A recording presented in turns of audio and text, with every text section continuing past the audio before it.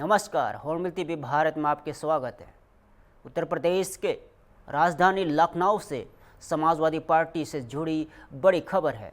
गुरुवार को समाजवादी पार्टी के राष्ट्रीय अध्यक्ष और पूर्व मुख्यमंत्री अखिलेश यादव जनेश्वर मिश्र पार्क पहुंचे।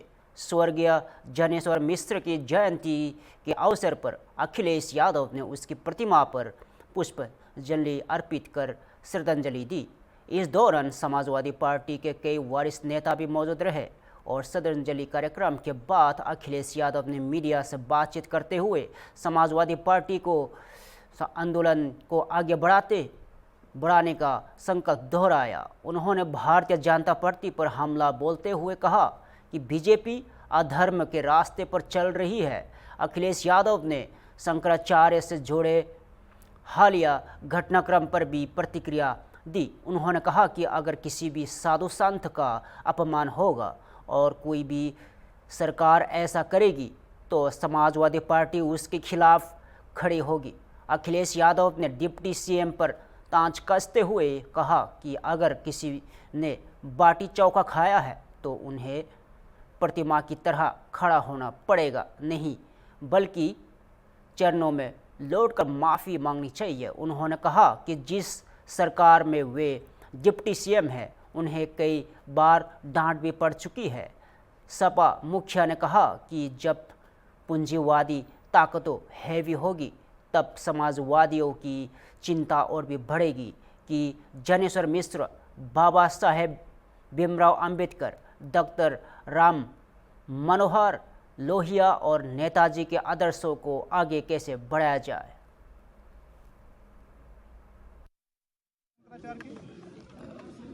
किसी भी साधु संत का अपमान होगा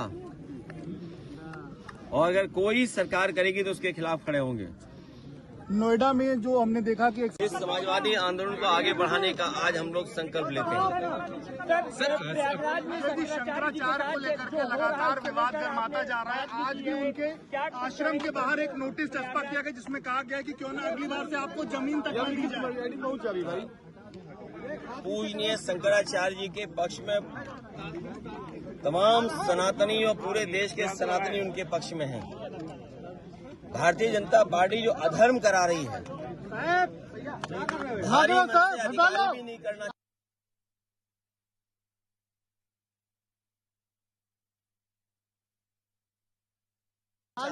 प्लीज हटा लो।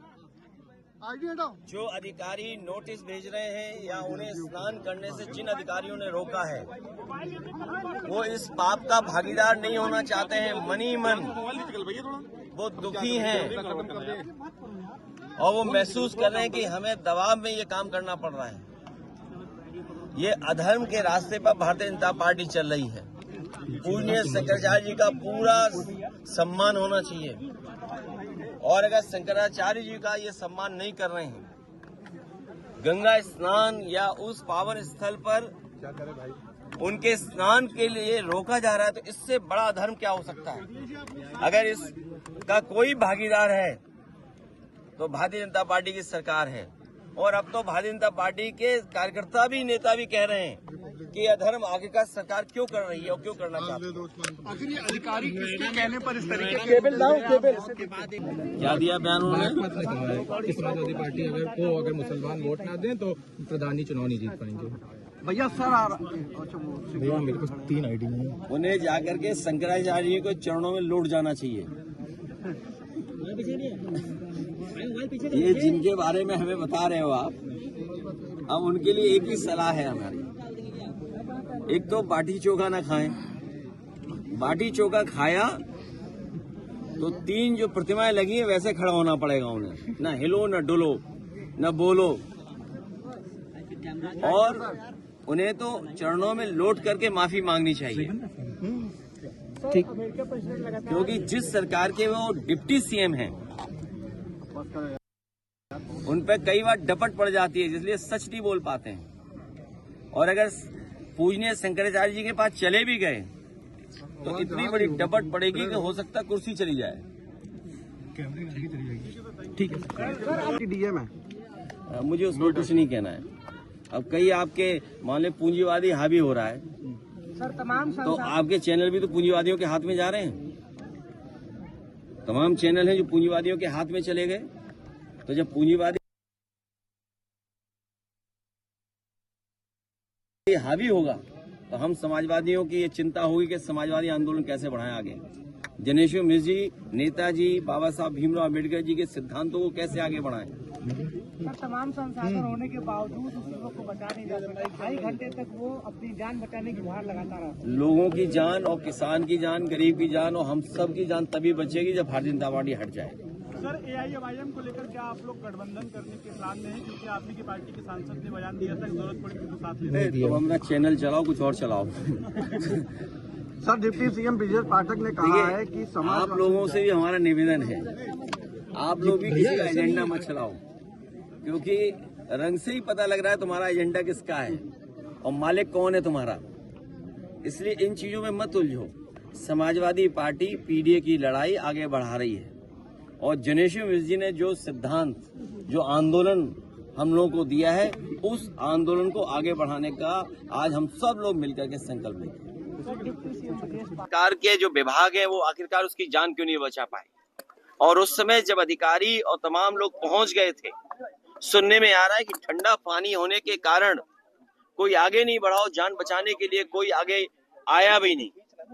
अगर किसी वजह से जान गई है तो सरकार की लापरवाही की वजह से उस इंजीनियर की जान गई है। क्या उस युवक की छवि धूमिल करने के लिए इस तरीके वीडियो वायरल, क्योंकि जो वीडियो वायरल उसमें जय हिंद करके एक संबोधन कर रहा है। सच्चाई तो ये कि आप लोगों को वीडियो चलाना नहीं चाहिए। जिस व्यक्ति की जान चली गई है, ऐसी घटना दोबारा ना हो और घटना हो ना ऐसी जगह पर, उसके लिए सरकार क्या कर रही है। सर, सीजीएम को जिस तरह से ट्रांसफर किया गया संभल में विभांशु सुधीर को, उसके बाद कल देखा वकीलों ने काफी रोष जाहिर किया और अपना विरोध जताया कि इस तरह से उनको ट्रांसफर कर देना गलत है। इसका सुप्रीम कोर्ट संज्ञान लेगा, हाई कोर्ट संज्ञान लेगा, देश के बुद्धिजीवी इस बात को संज्ञान में लेंगे। और सच्चाई थोड़ी ट्रांसफर होती है, सच्चाई को कैसे आप ट्रांसफर कर लोगे। सर, वहीं से चुनाव आयोग की पेटी दी है ना। मुझे उस पर कुछ नहीं कहना है। अब कई आपके मान ली पूंजीवादी हावी हो रहा है, तो आपके चैनल भी तो पूंजीवादियों के हाथ में जा रहे हैं। समय समय पर सांप्रदायिक चीजों को आगे बढ़ा रही है। जिस समय देश में सबसे ज्यादा कम्युनल और कैपिटलिस्ट सिद्धांतों को बढ़ावा दे रही है बीजेपी, तो आज हमें जनेश्वर मिश्र जी का वो आंदोलन याद आता है जिन्होंने पूरे जीवन इस आंदोलन को आगे बढ़ाने का काम किया। और उसका परिणाम ये है कि आज जो आंदोलन हमें मिला है, समाजवादी आंदोलन, इस आंदोलन को और कैसे आगे लेकर के जाएं। इसी समाजवादी विचारधारा से हमारे समाज और देश का भला होने जा रहा है। भारतीय जनता पार्टी का रास्ता पूंजीवादी रास्ता है। बड़े बड़े उद्योगपतियों को, बड़े बड़े कारोबारियों को जब बढ़ा रहे हैं तो अमीर और गरीब के बीच में फासला बढ़ता चला जा रहा है। हमारा किसान जिसको आय मिलनी चाहिए अपनी पैदावार की, वो सरकार नहीं दे पा रही और पूंजीवादियों के लिए सब योजना, नियम, कार्यक्रम बन रहे हैं। तो इसलिए समाजवादी आंदोलन आज भी जो जनेश्वर मिश्र ने दिया, नेताजी ने दिया और तमाम हमारे समाजवादी नेताओं ने दिया, उस आंदोलन को हम लोग मिलकर के आगे बढ़ाने का काम करेंगे। आज हम अपने नेता को याद कर रहे हैं जिन्होंने जीवन भर किसान, गरीब, नौजवानों के सम्मान कैसे पाए उस दिशा में काम किया। इस समाजवादी आंदोलन को आगे बढ़ाने का आज हम लोग संकल्प लेते हैं। सर, प्रयागराज में शंकराचार्य जी के साथ जो हो रहा है उसको लेकर आपने बात भी की है, क्या कुछ कहेंगे सर? नोटिस प्रयागराज जिसमें कहा गया कि क्यों ना पूजनीय शंकराचार्य जी के पक्ष में तमाम सनातनी और पूरे देश के सनातनी उनके पक्ष में हैं। भारतीय जनता पार्टी जो अधर्म करा रही है, भारी मन से अधिकारी भी नहीं करना चाहते। जो अधिकारी नोटिस भेज रहे हैं या उन्हें स्नान करने से जिन अधिकारियों ने रोका है, वो इस पाप का भागीदार नहीं होना चाहते हैं। मनी मन वो दुखी हैं। और वो महसूस कर रहे हैं कि हमें दबाव में ये काम करना पड़ रहा है। ये अधर्म के रास्ते पर भारतीय जनता पार्टी चल रही है। पूजनीय शंकराचार्य जी का पूरा सम्मान होना चाहिए, और अगर शंकराचार्य जी का ये सम्मान नहीं कर रहे हैं, गंगा स्नान या उस पावन स्थल पर उनके स्नान के लिए रोका जा रहा है, तो इससे बड़ा अधर्म क्या हो सकता है। अगर इसका कोई भागीदार है तो भारतीय जनता पार्टी की सरकार है।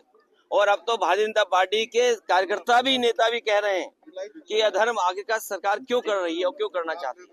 नोएडा में के बाद एक और एफआईआर दर्ज की गई है, उसमें एसआईटी जांच कर रही है, जिम्मेदारी से अधिकारी भाग रहे हैं। शंकराचार्य का सम्मान। लखनऊ से बड़ी खबर सामने आई है। लखनऊ विकास प्राधिकरण ने बकाया शुल्क को लेकर हुसैनाबाद फूड कोर्ट पर बड़ी कार्रवाई की है। एलडीए की ओर से नोटिस दिए जाने के बावजूद तय समय पर शुल्क जमा नहीं किया गया, जिसके बाद प्राधिकरण ने हुसैनाबाद फूड कोर्ट को अस्थायी रूप से बंद कर दिया गया है। इस कार्रवाई के चलते फूड कोर्ट में चल रही सभी व्यावसायिक गतिविधियां फिलहाल पूरी तरह से ठप हो गई है और एलडीए अधिकारियों और फूड कोर्ट संचालकों के बीच मामले को लेकर बातचीत जारी है। प्राधिकरण का कहना है कि शुल्क का भुगतान होने के बाद ही आगे की कार्रवाई को लेकर फैसला लिया जाएगा। फिलहाल अगले आदेश तक हुसैनाबाद फूड कोर्ट बंद रहेगा।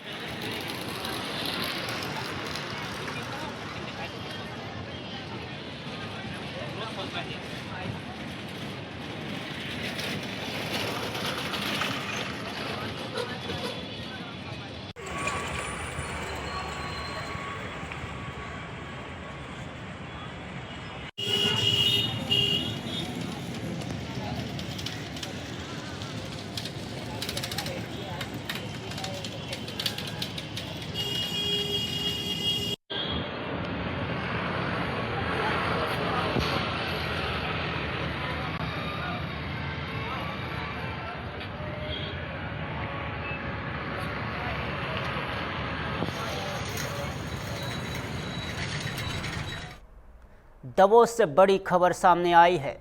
मुख्यमंत्री डॉक्टर मोहन यादव ने वर्ल्ड इकोनॉमिक फोरम में मध्य प्रदेश की निवेश संभावनाओं को वैश्विक मंच पर मजबूती से रखा।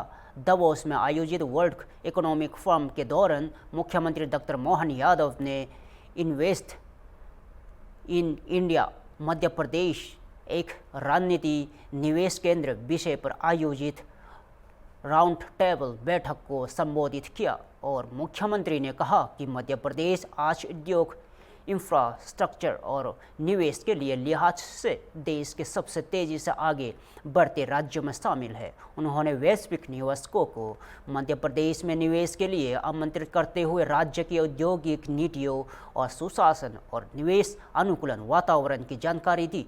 बैठक में विभिन्न देशों के उद्योगपतियों और निवेशकों ने हिस्सा लिया और मध्य प्रदेश में निवेश को लेकर गहरी रुचि दिखाई।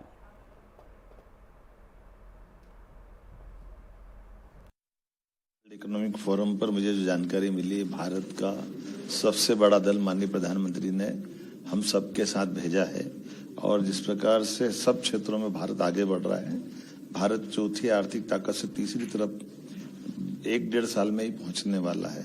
ऐसे में स्वाभाविक रूप से मध्य प्रदेश में बहुत संभावना, बीते 2 वर्षों में हमने काफी काम किया है। हम सब लोगों ने मिलकर के एनर्जी का सेक्टर हो, हेल्थ का सेक्टर हो, आईटी का सेक्टर हो, हमारे सभी टूरिज्म का सेक्टर हो, सब क्षेत्रों में बहुत अच्छे से काम किया और बहुत अच्छे परिणाम आएंगे। ये बात सही है, रिन्यूएबल एनर्जी का तो मध्य प्रदेश एक तरह से पावर हब बना है। हमारे पास पंप स्टोरेज से एनर्जी का हो या सोलर से हो, विंड से हो। अब हम अपने सोलर पे भी जल के ऊपर, ओंकारेश्वर के ऊपर, डैम के ऊपर प्लेट बिछा करके भी बिजली बनाने का काम कर रहे हैं। इस प्रकार से 32 लाख किसानों को सोलर पंप दे करके भी हम इसमें बड़े क्षेत्र में काम कर रहे हैं। इसलिए भारत में सबसे सस्ती बिजली की दर रिन्यूएबल एनर्जी की भारत में हमारे पास है। तो इसका लोग अध्ययन भी करना चाह रहे हैं और देख भी रहे, समझ भी रहे, और हम इसमें अच्छे से ग्रोथ कर रहे हैं। डॉक्टर मोहम्मद सईद अभी मालदीव के मिनिस्टर, जो इंडस्ट्री और इकोनॉमी के जानकार भी हैं, और उनका कहना है कि टूरिज्म के अलावा भी हमारे यहाँ मछली पालन से लगा करके आईटी, हेल्थ, ऐसे बहुत सारे एग्रीकल्चर, सब सेक्टर में हम काम कर सकते हैं। माननीय प्रधानमंत्री और वहाँ के राष्ट्रपति ने इस दिशा में काफी ठोस निर्णय लिए, और मैं खुद भी मालदीव आगे समय में जाने वाला हूँ, और हम मिलकर के काफी आगे बढ़ सकते हैं। उन्होंने भी काफी रुचि दिखाई, उनके क्षेत्र में भी हमारे अपने कई सारे मालदीव वासी और भारत के लोगों के एक सांस्कृतिक संबंध भी है, परस्पर आत्मीयता के। लेकिन एनर्जी के सेक्टर में, हेल्थ के सेक्टर में, आईटी के सेक्टर में, खास करके हमारे लिए पोल्ट्री में भी, एग्रीकल्चर, पोल्ट्री और इस सब में भी बड़ी संभावना है, और हम आपस में मिलकर के इसमें बड़े अच्छे ढंग से व्यापार करेंगे। हमारे पास पर्याप्त लैंड बैंक है, पर्याप्त बिजली है, ट्रांसपोर्टेशन के लिए हम देश के मध्य में, इसीलिए सभी प्रकार के वाहन अगर निर्माण होता है, ईवी वाले, तो वास्तव में हमारे यहाँ कई सारे प्रस्ताव हमारे पास आ रहे हैं, और भारत में मध्य प्रदेश एक उनका हब बन रहा है, और उसमें कई सारे लोग नए एमओयू करके भी हमसे इस दिशा में आगे बढ़ रहे हैं। मध्य प्रदेश की तो आप देखिएगा कि सबसे तेज गति से इन्वेस्टमेंट करने वाले राज्यों में से अब मध्य प्रदेश हो गया, जो 3 प्रमुख राज्य हैं जिन्होंने अपनी तेज गति से आर्थिक गति बढ़ाई है। और उसी प्रकार से आप देखिए, सबसे युवा देश की अगर श्रेणी में लेंगे तो मध्य प्रदेश हमारा देश का 3रा युवा राज्य है, और इसी प्रकार से हमारे इन सारे प्रयासों के बलबूते पर बेरोजगारी की दर से 1% से हमारे आसपास आई है। तो ये हमारे राज्य की युवाओं को रोजगार दिलाने का, क्षमता, योग्यता के साथ वित्तीय संसाधन है, सभी क्षेत्रों में आगे बढ़ने का हमारे जो प्रयास विगत 2 वर्षों से प्रारंभ हुए, उसके रिजल्ट भी आ रहे हैं। हमने ये 2026 साल पूरे साल को किसान कल्याण वर्ष के नाते से ही मनाया है। तो अलग अलग प्रकार से 16 विभागों को जोड़ करके हम इस पे काम कर रहे हैं। तो ऐसे में एग्रीकल्चर की उनकी क्रॉप अधिक कैसे उत्पन्न हो, क्रॉप के अलावा उसमें विविधीकरण कैसे हो, बहुफसली लाभ कैसे मिले, पशुपालन, मत्स्य पालन, शहद उत्पादन, किसान की अलग से आय कैसे बढ़े, और प्रॉपर उसको एमएसपी पे रेट कैसे मिले, फूड प्रोसेसिंग इकाई खड़ी होकर के फसल अगर उत्पादित हुई है तो उत्पादित फसल का सही दाम भी मिले और नष्ट होने से बचे।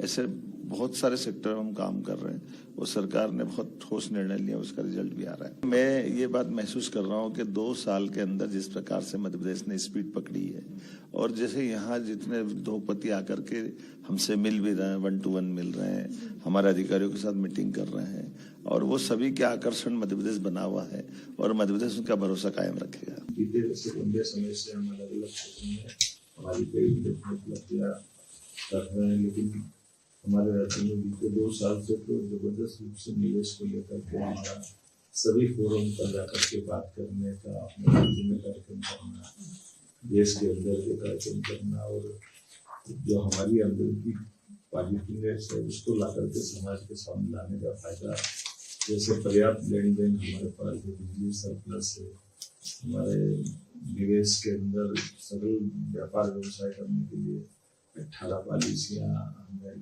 लगाई है, और इंडस्ट्री का कौन सा सेक्टर बचा है जिसमें हमने पर्याप्त ध्यान दिया है। एमएसएमई हो, इंडस्ट्री हो, माइनिंग सेक्टर हो, हेल्थ सेक्टर हो, एग्रीकल्चर हो, हर क्षेत्र में लगातार विकास के लिए इन्वेस्टमेंट पर्याप्त रूप से आ भी रहा। और हमारे लिए ये अच्छी बात है कि आज दावोस में भी हम आपसे बात कर रहे हैं, तो बीते अच्छे अनुभव के आधार पर हम बात कर रहे हैं। तो हमारे पास पानी, बिजली, हवा, सुरक्षित वातावरण और देश के मध्य में होने के कारण से हमारे आवागमन की सुविधा भी देश भर में कोई भी देश तैयार करता तो सरलता से पहुंचेगा।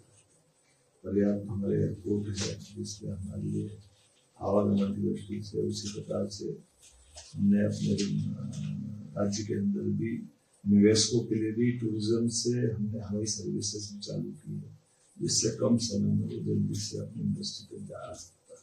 जैसे उदाहरण के लिए सिंगरौली, रीवा, सतना, जबलपुर ऐसे कई सेक्टर में हमारी निजी खुद की हवाई सेवाएं टूरिज्म के माध्यम से चालू। रेल कनेक्टिविटी तो हमारे यही चारों तरफ से जिसके कारण भविष्य में एयर कार्गो प्लेन तैयार करना, लेबर से जुड़े हुए बहुत सारे कानूनों में हमने संशोधन किया है जो आमतौर पर फैक्ट्री के लिए सरलीकृत रूप से उसी के साथ साथ हमारे यहाँ कभी कोई हड़ताल नहीं होती, लेबर भी इतनी अच्छी है, सरल सब प्रकार के अनुकूलताओं के वातावरण में आपराधिक गतिविधि न के बराबर कोई इस तरह का वातावरण नहीं है। किसी प्रकार के कष्ट में सरकार हमेशा उद्योगपति के साथ भी कभी और मेट्रो को सॉर्ट आउट करने में लगातार काम कर रही है। इसलिए जो लोग जुड़े वो वर्षों से हमारे साथ जुड़ते जा रहे हैं। मुझे इस बात की प्रसन्नता कि जिनमें 50 साल होगा वो भी हमारे काम को और बढ़ाना चाहते हैं। और लास्ट में एक बार किसी कारण से इंडस्ट्री बंद होती है, कोई कारण से लॉस हो जाता है, तो भी सरकार मुंह नहीं मोड़ती। इंडस्ट्री से जुड़े हुए लेबर और उनके सारे प्रकरण का समाधान करते ही जनता के साथ भी धोखा नहीं होने देती और सरकार के साथ बचा करके उद्योगपति के लिए भी एक तरह से ये अम्ब्रेला का काम करती है। लखनऊ में गणतंत्र दिवस के रिहर्सल के दौरान प्रशासनिक अनुशासन और बेहतर समन्वय की एक बेहतर मिसाल देखने को मिली। कलेक्टर के नेतृत्व में आयोजित गणतंत्र दिवस के रिहर्सल पूरी तरह अनुशासित और सुव्यवस्थित रही। ज्वाइंट सीपी कानून व्यवस्था की सटीक रणनीति के चलते शहर में ट्रैफिक पूरी तरह नियंत्रित रहा और असामाजन की किसी भी प्रकार की असुविधा की नहीं हुई। रिहर्सल के दौरान हजरतगंज क्षेत्र में उस समय प्रशासनिक तत्परता देखने को मिली जब एक एम्बुलेंस को तत्काल रास्ता उपलब्ध कराया गया। हजरतगंज इंस्पेक्टर और उनकी टीम ने बेहद फुर्ती दिखाते हुए कुछ ही पलों में रास्ता क्लियर कराया और कलेक्टर, पुलिस और जिला प्रशासन के आपसी तालमेल को परफेक्ट मैनेजमेंट का उदाहरण पेश किया। रिहर्सल के दौरान इमरजेंसी हैंडलिंग और प्रशासनिक परिपक्वता साफ नजर आई। ज्वाइंट सीपी कानून व्यवस्था को निर्देशन के मैदान में लेकर चौराहों तक सटीक एक्शन देखने को मिला। परेड भी निर्बाध रूप में चलती रही और एम्बुलेंस भी सुरक्षित निकली गई, जो बेहतर प्लानिंग और मजबूत कोऑर्डिनेशन का प्रमाण है। कुल मिलाकर लखनऊ प्रशासन का मानवीय और प्रोफेशनल चेहरा इस रिहर्सल के दौरान सामने आया।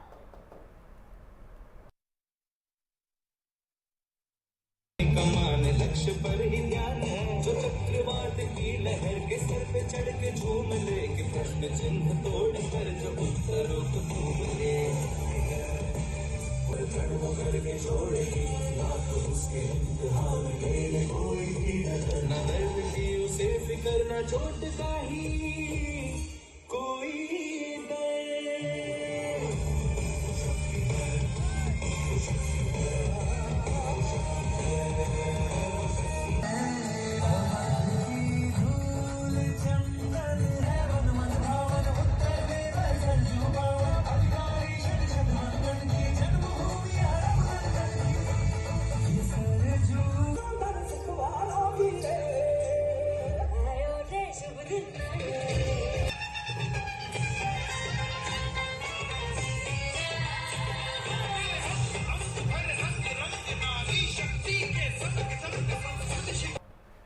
फिलहाल के लिए इतना ही। ताज़ा खबरों देखते रहिए होम टीवी भारत।